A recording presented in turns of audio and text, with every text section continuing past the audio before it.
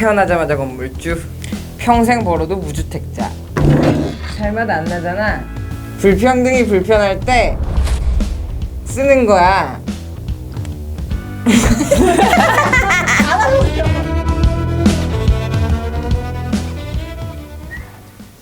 안녕하세요. 서울 쑥이입니다. 안녕. 네, 오늘 렉은 특별하게 얼마 전 따끈따끈하게 청년진보당이 내놓은 정책 집 사용권을 소개하려고 합니다. 집 사용권이 무엇인가요? 말 그대로 집을 사용할 수 있는 권리인데요. 저희가 어떻게 만들게 됐냐?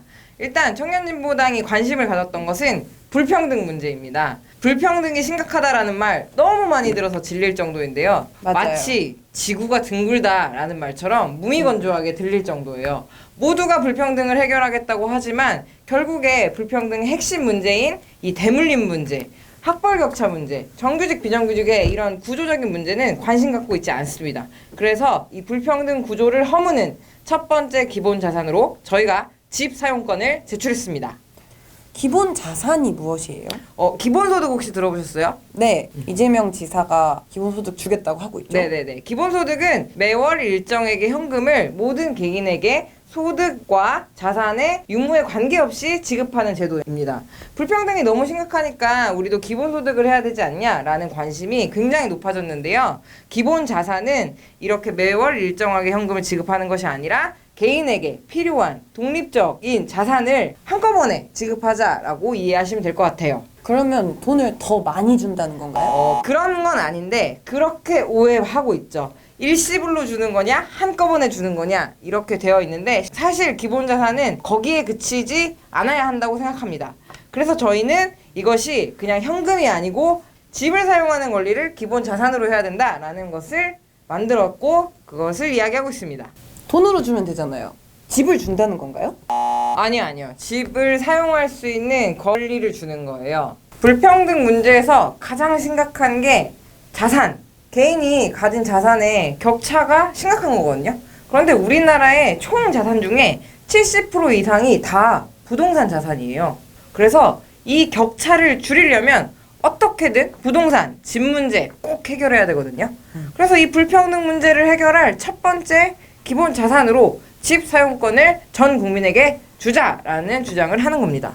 돈을 1억씩 주면 되잖아요.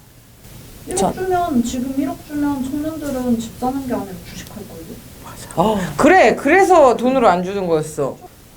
저희가 고민을 많이 했는데요. 이 자산이라는 것은 개인이 기본 자산, 그 사람이 꼭 가져야 되는 거예요. 그래서 써서 없어져 버리지 않도록 그렇게 하려고 저희가 집 사용권을 주는 겁니다. 현금은 필요할 때, 급할 때 써서 없어질 수 있거든요.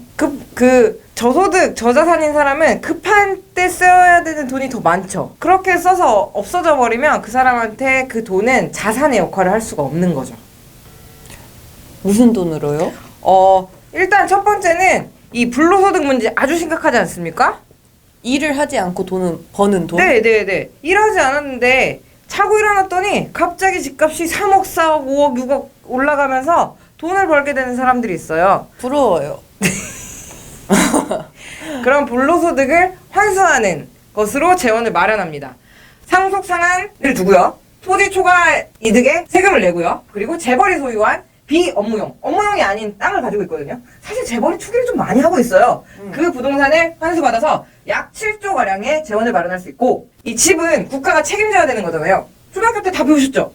네. 배웠어요? 한번 있어요? 네, 집을 국가가 이제 책임을 져야 되니까 사회 투자 채권을 발행해서 이 집 사용권을 쓰는데 재원으로 마련하자. 그렇게 17조, 총 24.3조가 마련됩니다. 불로소득을 통해서 이 집 사용권을 위한 재원을 마련한다. 재원을 마련한다라는 것이군요. 네. 근데 기업들에서 안 쓰고 놀고 있는 땅이 그렇게 많으면 사실 거기에 세금 부여하면은 세금 거둘 수 있을 것 같아요. 그게 기업한테도 좋은 거예요. 기업이 부동산 투기해서 성장하면 그건 기업한테도 좋지 않아요. 기업은 혁신하고 기술을 개발해야죠.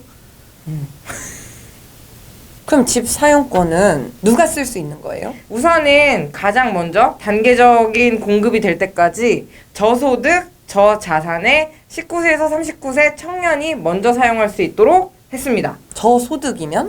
집 사용권 자체가 청년들이 사회 진출 시기에 자산의 격차를 벌어지지 않게 하자라는 취지로 되어 있기 때문에 소득이 적고 자산이 적은 청년부터 먼저 사용해야 된다라는 거고요. 사실 월세 내려고 계속 돈 벌어도 밑빠진 독에 물 붓게 하는 거거든요. 맞아요. 내 월세 다 어디로 갔는지 자산 모르겠어요. 형성이 안 돼요. 그래가지고 그 문제를 해결하자라는 것으로 제안을 했습니다. 그럼 전 쓸 수 있어요? 뭐 돼봐야죠. 그럼 집 사용권을 만약에 제가 쓸 수 있으면 저는 서울에 살고 싶단 말이에요. 서울에 학교도 있고 문화생활 할 곳도 많고 그래서 사람들이 다 집 사용권을 갖게 되면 다 서울로 오고 싶어 하지 않을까요? 그쵸. 그런 면도 있다고 생각을 하고 실제 그랬을 때 집 사용권을 서울에서 쓸 수 있는 게 100장이다. 그러면 신청을 해야 돼요. 신청을 하고 대기를 합니다. 100장밖에 안 되면 101번부터는 계속 나올 때까지 기다려야 되는 거죠. 근데 기다리는 것보다 훨씬 더 내가 집을 사용하는 권리를 빨리 쓰겠다 이러면 조금 안 몰리는 다른 데로 갈 수 있잖아요. 그래서 이런 균형도 같이 생각을 했습니다. 이게 언제쯤 시행될까요? 많은 분들이 함께 힘을 모아서 요구하면 금방금방 될 거라고 생각합니다. 그래서 우리 당원들이 이 정책을 여기저기 많이 알리고 진짜 꼭 필요하다라는 지지가 많아지면 저는 빨리 될 수 있다고 생각해요. 왜냐면 기본소득도 실제로 이렇게 현실화되기까지 굉장히 짧은 시간이었거든요. 그만큼 우리 사회 불평등 문제가 심각하다라는 거고 이 문제를 해소할 수 있다라는 사람들의 지지가 많아지면 저는 금방 될 거라고 생각합니다.